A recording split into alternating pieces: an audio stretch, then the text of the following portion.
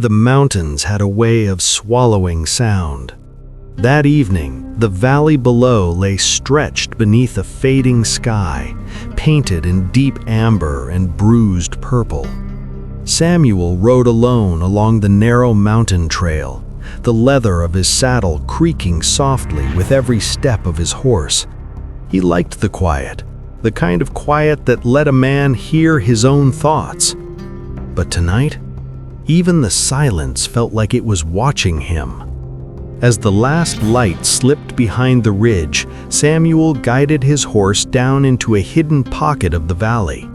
A good place for a fire, sheltered from wind, hard to spot from the main trail.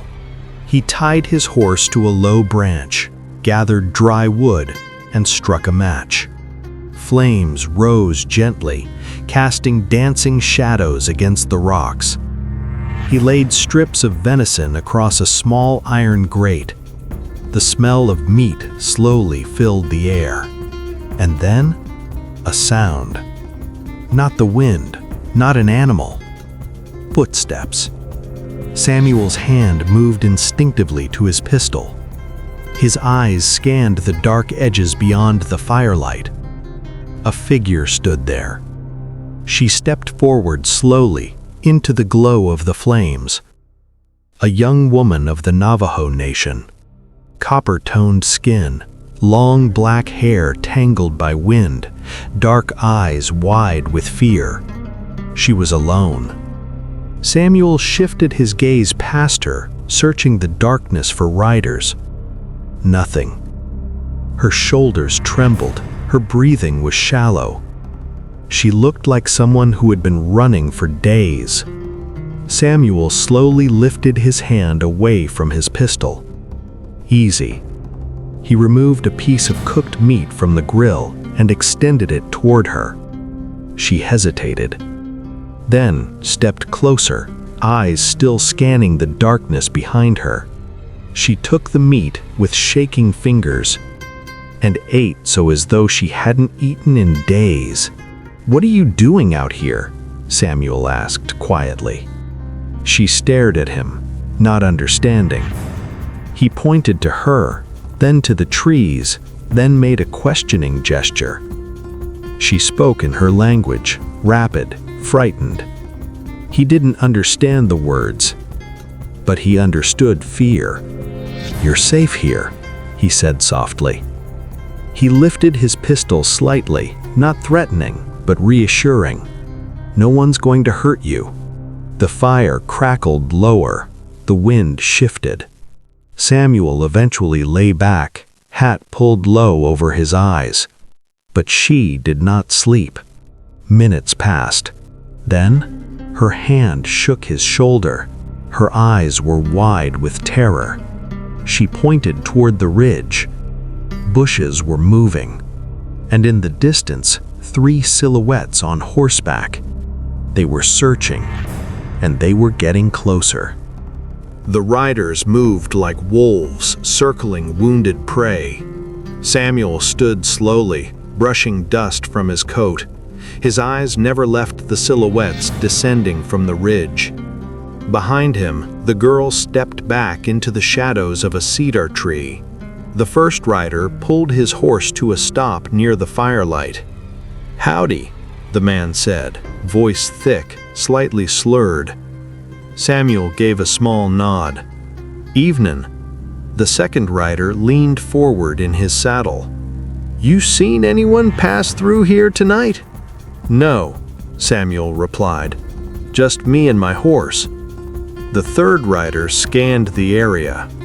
His eyes lingered on the extra tin cup beside the fire. "You sure about that?" Samuel didn't blink. "I don't see anyone else here." The first rider smirked. "We're looking for an Indian girl. Ran off from us." The second rider chuckled. "Slippery little thing." The third rider added, voice darker, "We ain't done with her yet." Samuel felt something cold settle in his chest. He had heard that tone before. Men who hunted for sport. "Why you want her?" Samuel asked evenly. The first rider laughed. "That ain't your concern, cowboy." After a long pause, the riders turned their horses. They rode back toward the ridge. The girl stepped from hiding. Her breathing was shallow. Samuel looked at her. "Are they the ones?" She nodded. Hoofbeats, closer this time. The riders had doubled back, circling wider.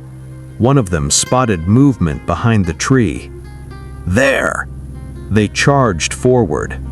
Samuel stepped between them and the girl. "That's far enough. Move," the rider growled. The first shot shattered the silence. Samuel dove behind a rock, firing upward. A rider screamed as he fell from the saddle. Another bullet cracked past Samuel's ear. Pain exploded in his side. He looked down. Blood. Not deep, but real.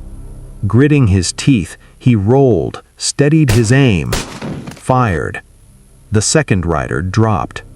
The last one tried to flee. Samuel didn't let him.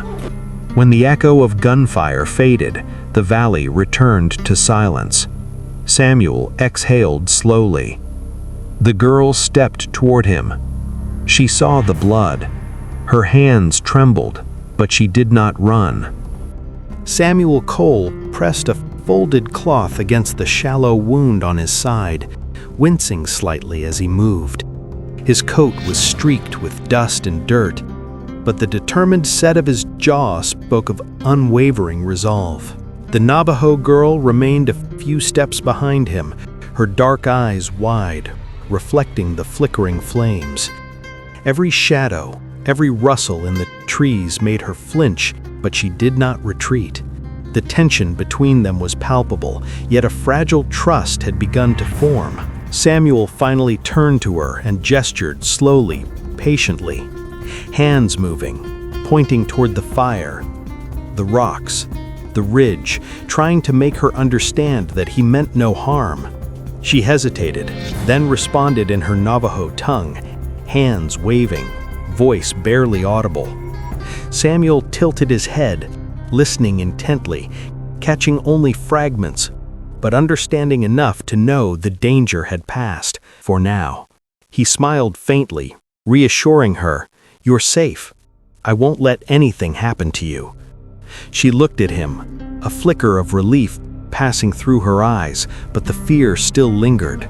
From the ridge above, the sound of hoofbeats reached their ears again, softer this time, measured. A small group of Navajo warriors emerged, moving swiftly and silently, their eyes scanning every shadow, every rock, every branch. Samuel stepped aside as they approached, recognizing their disciplined posture. They circled the fire cautiously, silently assessing the scene. Then slowly their expressions softened as they recognized the girl unharmed and Samuel standing guard. One elder, tall and stern, stepped forward. His face was lined with years of wisdom, his eyes sharp yet calm. He raised a hand toward the girl, then gestured toward Samuel, acknowledging the man who had saved her. "You protected her," the elder spoke, in his melodic, deliberate voice. "That is courage. That is honor. You are welcome in our village." Samuel inclined his head, lips twitching in a small, weary smile. Relief washed over him, but he kept one eye on the surrounding hills, knowing that threats could emerge at any moment. The girl stepped forward, her face still wary, but curiosity and trust guiding her movements. She gestured for Samuel to follow him through the narrow paths of the hidden valley toward the heart of her village. Families were gathered, preparing meals, mending clothes, caring for the young and elderly. The scent of fresh bread, roasted meat, and warm herbs filled the air. Children peeked from behind wooden posts, eyes wide with curiosity at the stranger who had protected one of their own. The girl guided Samuel from home to home, explaining customs with gestures and broken words. Samuel observed the intricate beadwork, the carved symbols, the careful arrangement of each dwelling. There was an underlying rhythm to their life, a harmony with the land that Samuel had long forgotten in his wandering. She brought him water in a carved wooden cup, then carefully helped clean the blood from his side. Samuel winced, but did not complain. The simple act of care, of human connection, felt profoundly grounding. For the next few days, Samuel experienced life within the village. Hunters returned with game, women and men prepared meals, and children laughed, their voices echoing across the valley. The girl remained at his side, guiding him, explaining what each person did, silently teaching him respect for a way of life Samuel had never known. Samuel rested for the first time in days, feeling a peace he rarely allowed himself to feel. His wound healed slowly, but the warmth of the community and the presence of the girl gave him strength beyond mere medicine. As the sun rose higher, painting the valley in gold and amber, Samuel looked toward the mountains beyond. He knew that his journey would continue, that adventures awaited beyond the horizon. But for this moment, in this hidden valley among the Navajo people, there was respite, understanding, and a fragile hope to be continued.